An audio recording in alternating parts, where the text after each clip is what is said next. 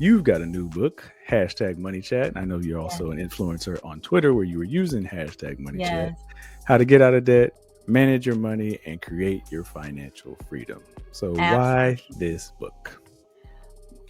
It was there's a Toni Morrison says, if there's a book you want to read but you can't find it, you must write it. So that is exactly what I did with Money Chat. It was important to me that I had something. It basically is what all the tools that I use to get on my own feet financially. And I wanted to share that with the world. And I wanted it to be something that was easily relatable and achievable.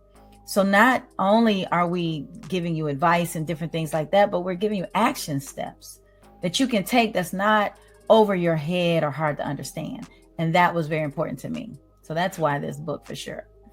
I think that's a key word, either, and you don't have to speak down on other books, but I feel like No. I hear a lot that are not achievable. So, what does that mean to you, achievable financial goals? Right, right. Yeah. And I don't speak. I think there's space for all of us here. What two things. There's something for everybody.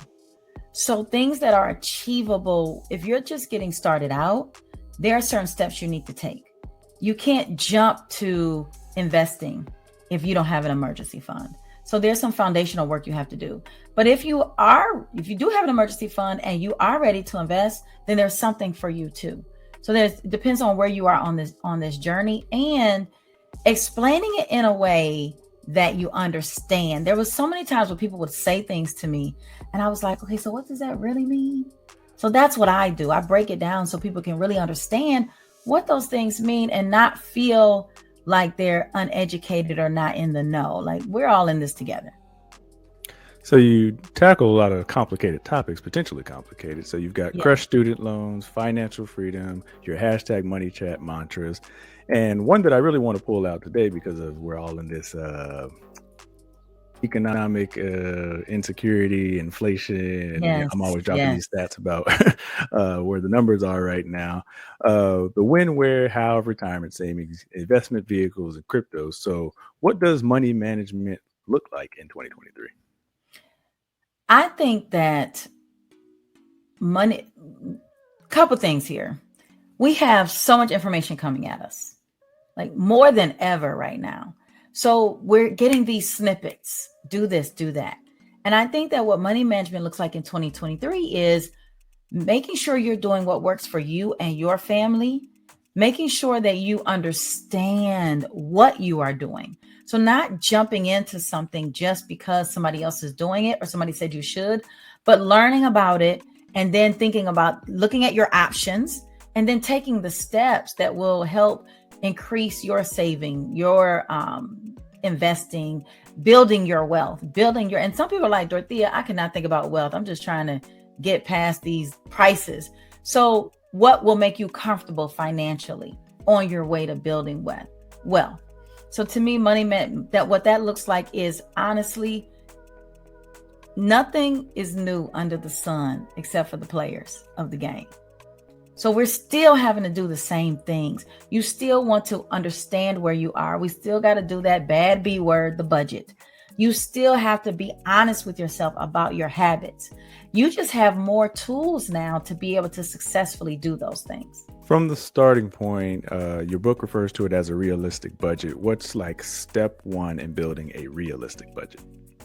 Step one is writing out all your expenses and writing out all of your income. Step one. Budgeting is simple. I don't want people to say, like, okay, sure, Dorothy, it's simple. But what I'm saying is it's money in and money out. It is math. That is it. We often don't want to face it. So the first thing you have to do is just bite the bullet, sit down and say, okay, this is the income that I have coming in. This is the income I have going out. And you can do that any number of ways. There, you can do it on good old pen and paper. That always works. But there's apps. There's so many tools that you can use. So that's the first step with doing your budget. And then I would say the next thing is to just be honest with yourself about what you see. You might be in the red. You might be in the black. But either way, what are some things you can do to grow your money? What are your next steps? For me, when I was looking at my budget, I was in the red. And I was in the red so much, it was hard to look at it. So I just really had to take a lot of deep breaths and face the music and then say, okay, now that I know I'm in the red so much, I'm tired of being here. What do I need to do so that I can avoid this? I was a single mother with 2 little girls. I was like, this is not the life. I want to be able to spend money. I want to be able to travel and do things. So you have to have those honest conversations with yourself. What does life look like for you? Now, I'm not going to lie to you. This is a question I struggle with, and I get it all the time. That's why I'm putting it on your plate. So I'm going to assume most people watching this video, or probably why they're watching this video, is their expenses exceed their income. And the question I get that's always difficult for me to answer is, Marcus, I don't make enough money. Like, what's our coaching advice for these people? Okay, so a couple things. Having been a corporate leader, and whether you're in corporate America or in another profession, always own your career. Always be on top. And I know you talk about this, Marcus. Always be on top of your money.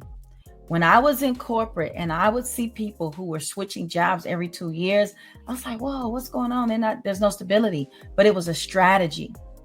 And don't allow people to tell you there's no more money. It may be true, but you have a decision to make. Are you going to stay there where they're telling you can never get a raise, or they're giving you those 3% every year? Or are you going to make moves so that you can increase your skill set, increase your knowledge, and move up in your career?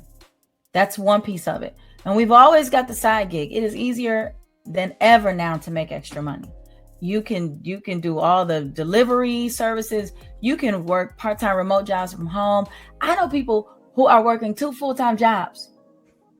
But the question is this: what's it worth to you? What's the sacrifice you're willing to make? I'm not saying you have to work 2 full-time jobs. All I'm saying is, if you don't make enough money right now, there may be a season where you've got to, I know nobody likes this word anymore, but hustle. There's a season where you have to hustle so that you can then settle down. You'll be able to hustle for a season, make the money, pay off the debt, be able to go and do some of the fun things you want to do.